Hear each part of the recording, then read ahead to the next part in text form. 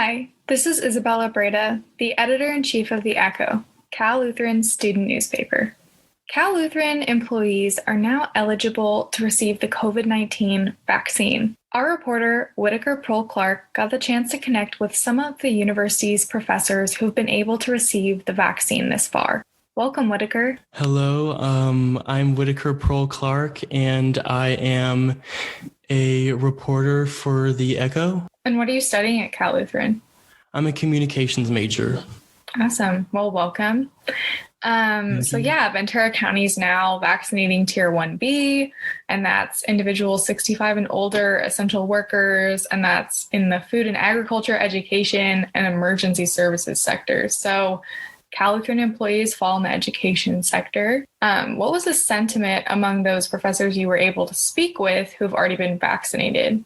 I think they felt a lot safer. They felt more secure, more like, because they want to be in the direction of moving forward to normalcy and, being back in the classroom, talking to students, being near students. And they both really were they weren't excited, they were jumping up and down, but they were clearly happy that they got the vaccine and that things were moving along. Are either of them teaching in person right now?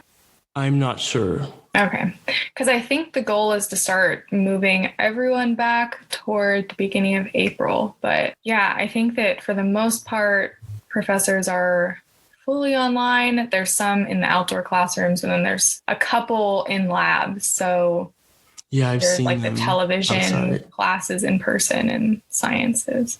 Did any of the professors have any side effects? No, they didn't have any because I asked both of them, do you have any side effects? How did you feel afterwards? Because I've heard so many things, and they both said they didn't feel anything. Because they said they had to sit there after they got the vaccination for about 15 minutes. And see what happened to them if they had anaphylaxis or something, and they said they were fine. So, and then further on down, nice. they're okay too. Yeah, no, I know. So once you receive the vaccine, they observe you, regardless of what vaccine you receive, for 15 minutes, like in a waiting room. And I know in my experience getting it that no one in the waiting room seemed to have any adverse reactions. So that's good. That is good. Do we know what's next in terms of now it's opened up to student employees, like all staff, and then faculty? Do we know if there's going to be any on-campus clinics in the future? I think there will be. I don't know officially, but I do, from what I heard from the professors, because they have been talking to other faculty on campus, that there will be on-campus clinics for us to get the vaccine. So for students to get the vaccine like us. Oh, good. Yeah. Yeah. And then we saw Johnson & Johnson is now being added to the menu. The menu, exactly.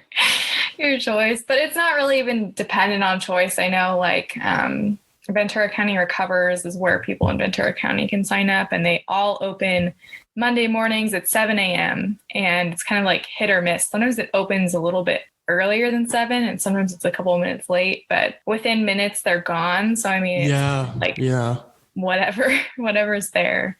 Yeah, I remember Dr. Stockard, he told me, because I was talking to him about how he felt after getting the vaccine, and he said that he made sure to make a point of saying, I'm not cured, I'm not totally going to not be able to get the coronavirus, but I'm not going to get really sick. I'm not going to have to go to the hospital. So I thought that was interesting that people are, they're really conscious of the fact that the vaccine isn't just a magic, vaccine that just eliminates any possibility of getting it or anything, that there is a possibility, but it's not going to be as severe. So, yeah. Yeah. And I think another important thing to note from that is that if you're vaccinated, for you to actually be safe. And I put safe like in quotation marks because it's all relative. But you'd have to be around other people who've also been vaccinated. And the CDC just released the guidelines this morning saying that people who have been vaccinated and it's been 2 weeks since they received their second dose are okay to gather with other people who have also been vaccinated with both doses and waited 2 weeks. So it's not instantaneous, and you have some immunity after the first dose, or you're supposed to. But it means that both people who are gathering would have to be vaccinated for you to truly be safe, because there's still the potential they're investigating whether or not people who are like fully immune can still like be carriers and give it to people who aren't vaccinated. So yeah, I'm like, what a mess. I mean, because I feel, the pandemic is a mess in so many levels.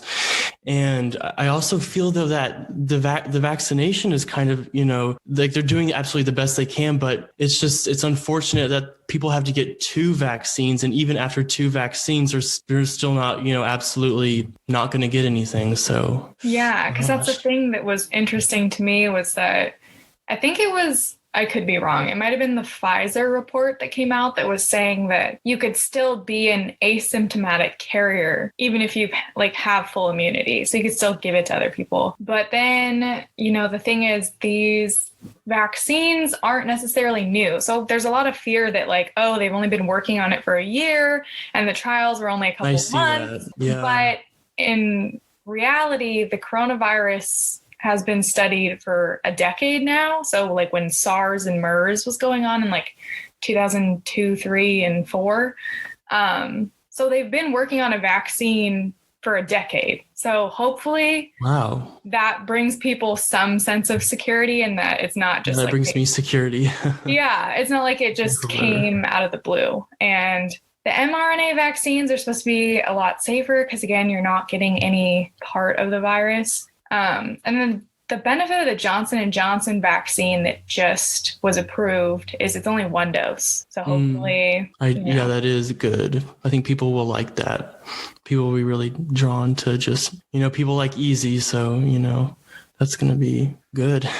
Yeah. A good item on the menu. Yeah. Yeah. No. And then the other thing with the vaccines is that the Johnson & Johnson, the percentage of like how efficacious it is against the disease is lower than Pfizer and Moderna. But you also have to look at the fact that they started those trials when the new variants were already like out and about. And both the Pfizer and Moderna was really before those had even been tracked. So it might have a better immune response against the new variants. So it's like a trade-off. They're all good, and you should just receive a vaccine, like trust the science. Yeah, I'll take anything I can get. There you go. But yeah, it is interesting. And then the other thing about the Johnson & Johnson one that I just heard on NPR like last week was that it's still more effective than like a flu shot. Because like with flu shots, they're always like guessing of like what type of the flu is going to be around that year. But like, yeah, how do they know? I was asking myself that question one night. I was like thinking, how do they know? Like when they make the flu shots, they know that it's going to mutate, but how? So yeah, I was like, but I also, we've heard that the coronavirus is also mutating, and there's like these different strains. Like there's this one in South Africa, there's this one in like England. Like, yeah, I hope it stops there. Then there's the California, or is it the Los Angeles? No, I think it's California. I don't know. There's some California strain. I'd have to like look up the exact what it's called. B117 is UK. And that's like highly transmissible.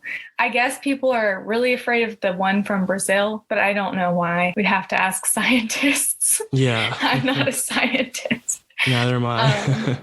But yeah, there's a lot of new variants, but thankfully the vaccines have all been working against them so far. Thank goodness. Gosh. Yeah. What a year. Gosh. Yeah.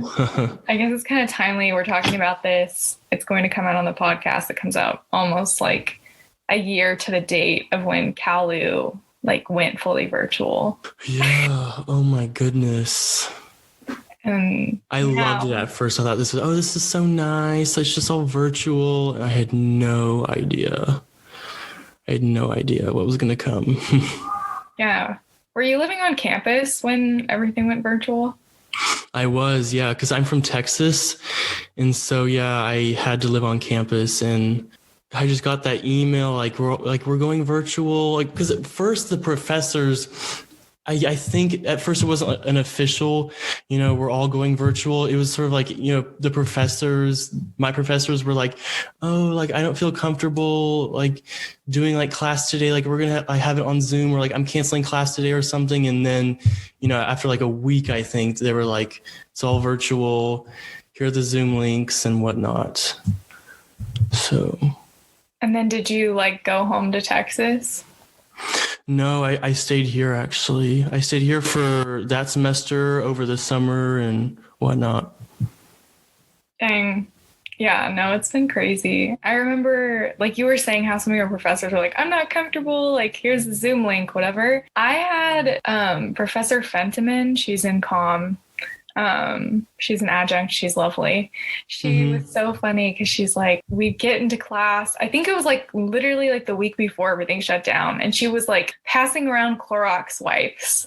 And we were like, is this an... Oh, I forgot about that. When the shelves were just empty. Yeah. Oh, I forgot about that. Yeah. Thank goodness that's over. Yeah. So I guess it's good that everyone's getting vaccinated now, and hopefully... This summer, hopefully. Gosh, I can't wait till we get to a tier that feels like comfortable, I feel like it's bad to say, but like, I don't know, like, I hope like bars like open, and because like people like, love to go and, have like a drink after, work on Fridays, like with their friends. And I feel like that's a really important part of culture and just society. And so can't wait till it gets to that point. No, and especially like in Thousand Oaks, everything closes super early anyway. And so like, it's funny because it's not like there was much nightlife like around CLU, but like the small thing, like going to the coffee shop, like with friends that you don't live with. Yeah. Yeah. And I know CalU has been trying to put on like whatever events they can, but it's so different when you're... I know, like they've tried really hard, honestly. They've tried really hard. I do give them that credit. Yeah. I'm trying to see what our case numbers are at today, because I know that we've been going back and forth on whether or not we can go into red soon. Is it green, yellow, red? It's we're still in the purple. So 7-day average case rate per 100,000 right now is 10.6.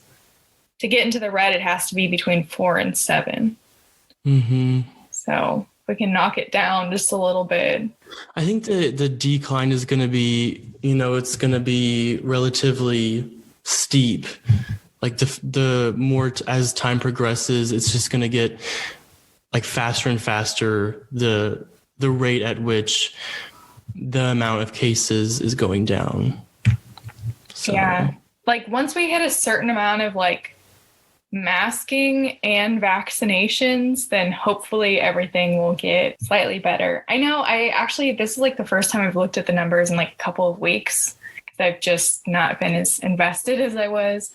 Yeah. And there's way more ventilators available now than there were, obviously, like in mid-February. So that's a plus. Yeah. So I guess, is there anything else that you think people should know about the rollout of vaccines to CalU community members? Just that it's really important to do this for the good of the school and the good of everybody else, to return not just to like normalcy, but to a level of happiness and, have our motivation back. So, yeah. Yeah. Well, thanks so much for your time. No problem. Yeah. Anytime.